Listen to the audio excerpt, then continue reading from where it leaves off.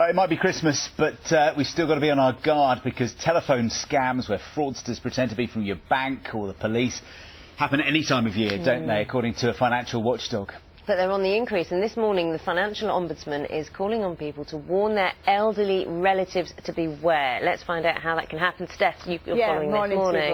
A lot of people think they'd never fall for one of these, but actually they can be quite convincing when it comes to these calls. Morning, everyone. Yeah, there are some telltale signs to watch out for, though, because fraudsters normally tell people they ring that they need to move or withdraw their money urgently, and in some cases they will trick them into giving away their account and PIN code details.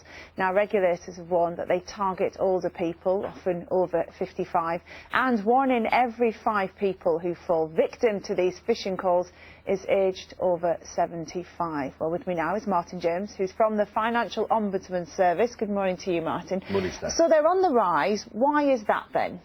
Well, it's a sad fact that when times get hard for people and when money gets a bit tight, fraudsters get very, very inventive and they get a lot more creative in the way that they target people.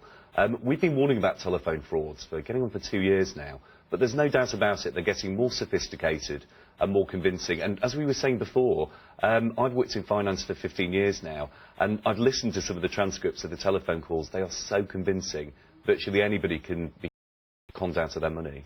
Yeah, because there's lots of people who probably think at home, oh, I'd never fall for one of them. But they're not just someone ringing you up saying, give us your bank details, love. It is a case of, I've had text messages where it's pretending to be from the bank saying, you need to contact us because there's been fraud on your account. And then when it's hard to know what to do, isn't it? How do you know whether it's real or not? Well, there are a few simple rules that you can follow, and the most important one is your bank will never phone you up and ask you to transfer money from one account to another. If they suspect that there's fraud on your account, they'll phone you and tell you about it. They'll ask you to confirm a few details, but they'll never ask you to transfer that money away.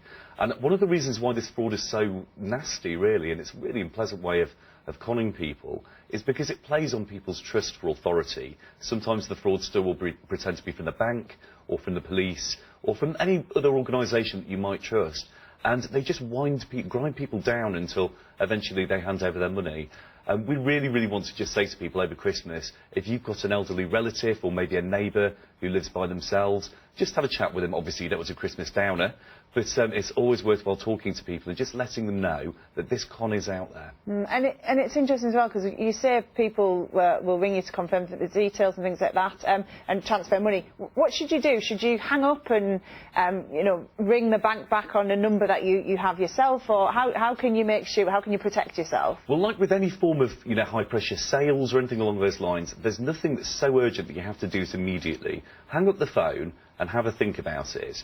The telephone scam works by exploiting a catch in some telephone systems. So the fraudster basically stays on the line. You call the number on the back of your cash card, but they're still waiting there, and then they pretend to be the bank. It's really simple, but the impact can be devastating. We've seen cases where people have lost over £100,000. It's huge. Wow, that's an incredible amount of money, isn't it? Absolutely. So prevention is the best way to do that. Stop, think, maybe ask somebody first, and always double check. It doesn't make sense to agree to anything straight away on the telephone anyway, and it's the same as somebody's trying to flog you an investment or something else along those lines. That opportunity is not going to go if you don't do something immediately. You can walk away, have a think about it, and hopefully avoid getting conned. Yeah, good advice, Martyn. Thank you very much. Thank you. I know you're going to be on a bit later on as well. If we've got any questions from anybody, you'll be able to answer them for us.